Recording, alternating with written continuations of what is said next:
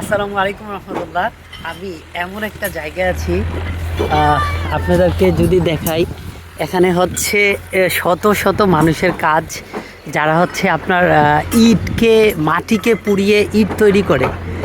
আর এখানে আপনার হচ্ছে এই এত কর্মীর ভিড়ে আমার কাছে যেই দুইজন পরিশ্রমী মানুষের কথা না বললে নয়, আমার খুব ভালো লেগেছে।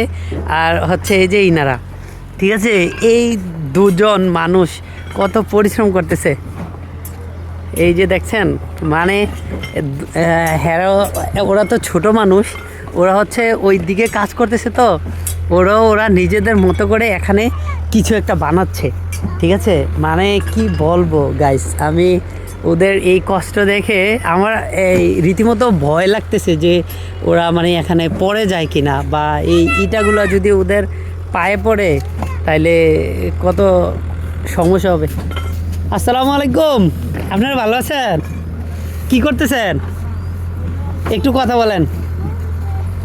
আঙ্কেল, কি করতেছেন? ঘর বানান সুন্দর ঘর। আপনাদের ভিডিও বানাইতেছি, দেখবেন, খেলাইবেন। এই দেখেন হ্যাঁ, ঘর বানাইতেছেন ভিডিও দেওয়ার জন্য। জিএম রমজান। জিএম রমজান। হুম। কাকা আগুনটা একটু ভিতরে আগুনটা